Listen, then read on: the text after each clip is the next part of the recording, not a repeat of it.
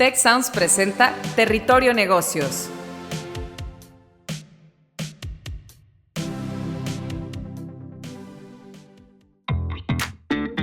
Bienvenidos y bienvenidos a un episodio más de Territorio Negocios.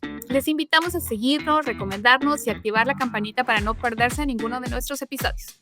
Mi nombre es Eva María Guerra, decana asociada académica de GADE Business School, y los estaré acompañando con este episodio al que hemos llamado México frente a los aranceles, adaptarse o resistir. Y para conversar sobre este tema tenemos un invitado especial, al doctor Eduardo Saucedo, director del Departamento de Finanzas y Economía de Negocios de GADE Business School. Bienvenido, Eduardo. Hola, ¿qué tal? Muchas gracias por la invitación. Gracias. Y pues bueno, durante las últimas semanas, un tema importante en el ámbito económico en las noticias ha sido el tema de los aranceles que quiere imponer Estados Unidos a las importaciones mexicanas y canadienses. Después de insistentes amenazas, parecía que Trump había cumplido su palabra definitivamente, pero 2 días después anunció otra prórroga de un mes más hasta el 2 de abril. A pesar de estas políticas erráticas que se está tomando la actual administración estadounidense en materia de comercio exterior, los aranceles son una medida proteccionista que está continuamente en esta agenda de Trump, y las empresas mexicanas pues tienen que estar preparadas, o debemos estar preparados para cualquier escenario. Así que, pues nuestro país sabemos que es altamente dependiente del comercio exterior y particularmente de Estados Unidos, donde sabemos que hasta el 80% de nuestras exportaciones no petroleras van para allá. Nos encontramos justo en este momento en una nueva coyuntura económica con múltiples implicaciones para las empresas que operan en México. Así que, pues, primeramente quisiéramos, Eduardo, que nos expliques cómo podemos entender cómo afectan los aranceles a la economía mexicana. Me gustaría iniciar platicando sobre ¿qué son este tipo de impuestos? Sí, claro, con todo gusto. Bueno, primero hay que recordar que el arancel es simplemente un impuesto. Este impuesto se puede aplicar de diversas formas. El arancel puede ser dirigido hacia un porcentaje del precio del producto, o bien puede ser una cantidad fija, por así decirlo. $5 va a pagar cada producto que en este caso importa a Estados Unidos de México, o la combinación de ambos. Lo más común es que se impongan aranceles referentes a lo que es un porcentaje. En este caso se habla del 25% del valor de los productos. Aquí algo importante a resaltar es que los aranceles, el objetivo al final del día es proteger la industria nacional. En este caso, Estados Unidos es quien aplica este arancel. Pues bien, ellos quieren proteger la industria de su país. Un segundo objetivo de un arancel pudiera ser lo que es una recaudación. Esto puede ser de gran ayuda también para Estados Unidos, pero el principal objetivo es fortalecer la industria nacional, y la historia nos ha dicho que este tipo de medidas al final del día o con el paso del tiempo no terminan ayudando a la industria nacional en el mediano o largo plazo.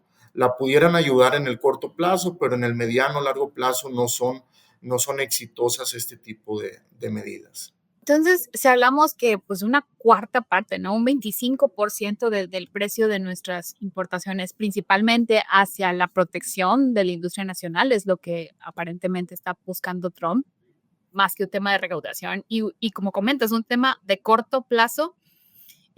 Pero el impacto, o sea, ¿qué impacto puede tener este arancel en los precios? ¿Necesariamente los precios van a subir un 25% para los consumidores americanos? ¿O quién absorbe este costo de los impuestos? ¿Las empresas exportadoras, los consumidores? Bueno, yo pienso que esta pregunta es muy importante, porque aquí hay que especificar quién va a terminar pagando el arancel. Una parte del arancel va a ser pagada por el consumidor estadounidense, y la otra parte va a ser pagada por el productor mexicano. ¿Quién va a pagar la mayor parte? Pues bueno, va a depender del número de competidores. Por ejemplo, Vamos a pensar en un producto quirúrgico que en este caso México le vende a Estados Unidos. Si este producto quirúrgico no tiene competidores, es decir, muy pocas empresas producen este material, entonces lo que terminará haciendo esta empresa es trasladar ese 25% al consumidor final, ¿sí? Entonces, bajo esta perspectiva, con este tipo de productos que tienen poca competencia, el consumidor estadounidense es quien terminará pagando la mayor parte del arancel. Así podemos estar analizando cada uno de los productos. Pensemos, por ejemplo, también en el aguacate mexicano. Bueno, pues debido a que hay pocos competidores en el mundo con la calidad del aguacate mexicano, entonces de entrada el productor mexicano va a trasladar este arancel al consumidor estadounidense. Sin embargo, es probable que suba mucho de precio el aguacate en Estados Unidos y el consumidor en Estados Unidos termine comprando algunos otros productos en vez de continuar comprando el aguacate mexicano. Entonces, bajo esta perspectiva, el productor mexicano va a tener que tomar parte de ese 25% y no incrementar tanto el precio del aguacate. Y así pudiéramos estar analizando cada uno de los productos. De acuerdo, es un tema complejo, realmente dependerá de la industria, ¿no? Que tanto afecta. Pero bueno, aquí también se ha dicho repetidamente que los aranceles pueden tener graves efectos económicos, un aumento en la inflación, una desaceleración de crecimiento de los países afectados, porque como bien mencionas, pues con sus diferentes variantes afecta a un lado u otro de la ecuación. ¿Qué riesgos suponen para la economía y cómo puede afectar esto a las empresas mexicanas? Bueno, aquí vamos a pensar, por ejemplo, en el sector manufacturero. El sector manufacturero representa aproximadamente el 20% del Producto Interno Bruto aquí en México. Y el sector manufacturero es pues uno de los candidatos a que sea aplicado el arancel. Entonces, caería un arancel sobre el 20% de la producción en este sector en México. Entonces, si esto se aplica, se encarecería el precio de los productos de manufactura aquí en México que exportamos a Estados Unidos. Esto en el corto plazo, prácticamente lo que haría es que los productores en Estados Unidos recibirían un producto mexicano de manufactura, pues que va a ser más caro, y ellos pues tenderían a buscar algunos otros competidores de México que pudieran ofrecer este producto de una forma más barata. Vamos a pensar que pudieran conseguir el mismo producto en Brasil o en algunos otros países. Esto en el corto plazo terminaría afectando la cadena productiva en México, y en el mediano plazo, pues el efecto sería definitivamente mayor porque se tendería a verse fuertemente fracturada esta cadena productiva, porque varios de los productores que ahorita están establecidos en México, pues dejarían de tener el incentivo de seguir establecidos aquí en el país y pudieran considerar trasladarse a algún otro país donde no existiera este cobro de arancel. Esto es altamente complejo porque no sabemos la realidad en el mediano o largo plazo si esos aranceles se van a mantener. Entonces es muy difícil para una empresa mexicana en este momento pues tomar algunas decisiones sobre qué van a hacer con su planta de producción. Wow. Y con hablamos de temas de recientemente de nearshoring, todo esto sería como una reversa por ahí, pero bueno, comentabas también que una de las principales motivaciones de Estados Unidos seguramente es proteger esa industria nacional, ¿no? Eh, ¿Cómo Estados Unidos busca promover esa producción interna, imponiendo los aranceles reduciendo el peso del comercio exterior? Pero en este marco de la relación comercial entre Estados Unidos y México, ¿qué efectos podría tener esta medida en el corto y mediano plazo para las empresas y las cadenas de valor? ¿Realmente esto va a pegar en tema de nearshoring? Tendría algún efecto porque pues, las empresas mexicanas tienden a ser menos competitivas menos competitivas debido a que pues el arancel viene a ser el producto mexicano pues que sea más caro. Los productos en Estados Unidos, los productos mexicanos tenderían a hacerse más caros, ¿sí? Al hacerse más caros, esto pudiera inducir a que alguna inflación en Estados Unidos empezara a emerger, y esto pudiera empezar a causar problemas en la economía de ese país. Entonces, esto pues indirectamente pudiera ser algo que de alguna forma quite la presión a que existan esos aranceles en el mediano plazo. Pensaríamos que pudieran ser nada más medidas temporales. Esto por el efecto inflacionario que pueda causar en ese país. Algo muy importante a mencionar aquí, adicional a la inflación en Estados Unidos, es que Estados Unidos, sus tasas de desempleo son muy bajas, muy bajas. Esto, de alguna forma, si ellos quieren fortalecer con los aranceles la producción interna de su país, pues necesitan definitivamente contratar más gente. Pero si el nivel de desempleo es muy bajo, entonces le va a ser muy difícil a Estados Unidos, pues de alguna forma aumentar el empleo, aumentar la producción debido a estos aranceles, y esto pudiera ser también inflacionario para Estados Unidos. Y bueno, también estas medidas de alguna forma contradicen el propio acuerdo de libre comercio entre Estados Unidos, Canadá y México, el TEMEC. ¿Cómo crees que esto puede impactar en las medidas del acuerdo? ¿Crees que esto puede derivar en una guerra comercial? Bueno, aquí hay que analizar que aproximadamente el 90% de todo lo que exporta México a Estados Unidos está dentro del marco del TEMEC. Solamente alrededor del 10-12% no está dentro del marco del TEMEC. Entonces, lo que pudiéramos pensar en el mediano plazo es que gran parte de toda la producción que está dentro del TEMEC tarde o temprano va a estar libre de arancel, ¿sí? Lo que sí pudiera preocupar es ese 10-12% que no está dentro del marco del TEMEC. Esos pudieran aplicar aranceles todos esos productos, y esos productos están muy relacionados aún con la industria automotriz, ¿sí? Recordemos que la industria automotriz goza de aranceles bajos o de todos los privilegios del TEMEC debido a que cumplen con una regla de origen donde pues aproximadamente el 75% de la producción de esas autopartes o del sector automotriz pues se realiza dentro de los tres países de México, Estados Unidos y Canadá. Cuando cierta producción no cumple con ese 75%, entonces es cuando le aplican ese arancel, que es estos productos que yo estoy mencionando, que es aproximadamente el 10-12% de toda la producción que México envía a Estados Unidos.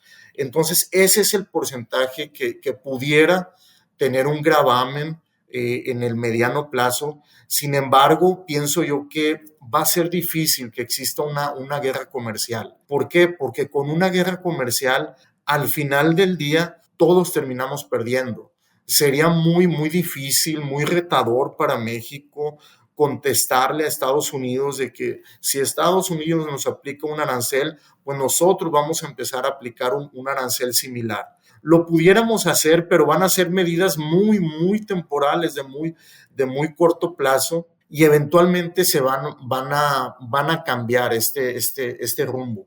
Entonces pienso yo que no debemos de estar de alguna forma preocupados, a pesar de que se mencione comúnmente en los medios de que pudiera existir alguna guerra comercial. Esto no sería sostenible. Muchas gracias. Ya nos estás dando un poco de claridad proporcionalmente, ¿no? De ese total, en cuanto debemos de tener ese enfoque.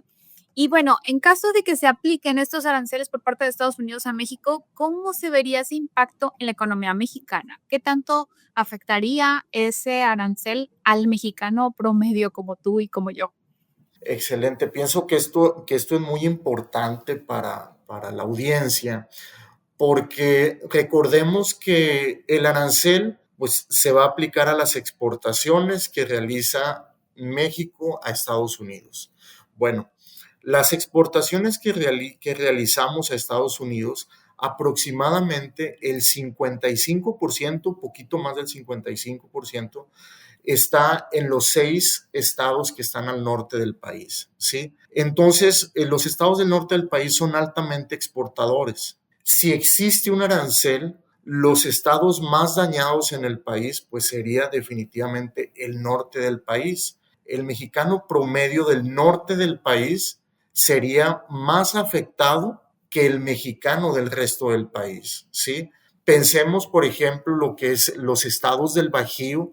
El Bajío exporta alrededor del 20% de su producción. Todo lo que son exportaciones lo realizan a Estados Unidos. El centro del país se pudiera ver también algo afectado. En resumen, la afectación a nivel país del consumidor promedio mexicano no sería la misma. El consumidor promedio o el mexicano promedio sería más afectado en los estados en donde existe una mayor exportación. Muchas gracias, Eduardo. Y pues bueno, ya para ir cerrando, ¿qué opinas de este Plan México anunciado por el gobierno mexicano a principios del 2025? ¿De alguna forma podría ayudar a que si se materializa el tema de los impuestos, termine provocando menos daño a la economía mexicana? El Plan México es definitivamente es un buen plan, es un plan ambicioso, es un plan que si no existiera tanta incertidumbre como la que existe actualmente, si viéramos materializados los beneficios en el corto plazo o en el mediano plazo. Pero debido a la incertidumbre que existe de que no sabemos qué va a pasar con los aranceles y no sabemos de que si van a ser del 25%, es lo que se menciona ahorita, pudiera ser algún otro porcentaje eventualmente. Debido a esta incertidumbre, pues los empresarios, las empresas, es difícil desarrollar inversiones que de alguna forma se pudieran realizar si no existiera esta incertidumbre. El Plan México de alguna forma ofrece muchos beneficios en cuanto a beneficios fiscales. El Plan México también menciona, por ejemplo, que se intentan producir alrededor de 100 parques industriales en los próximos años. Yo en lo particular pienso que estos parques industriales al final del día van a estar ubicados en toda la zona de lo que es el tren interoceánico. Pienso yo que esa área puede ser beneficiada en el mediano plazo con este plan México.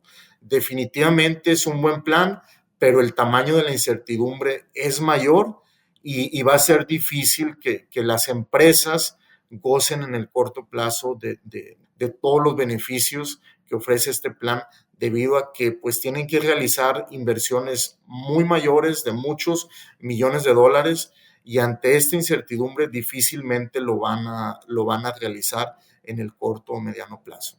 Muchas gracias, Eduardo. Y pues estamos llegando al final de este episodio en el que hemos analizado los impactos de los aranceles en la economía mexicana.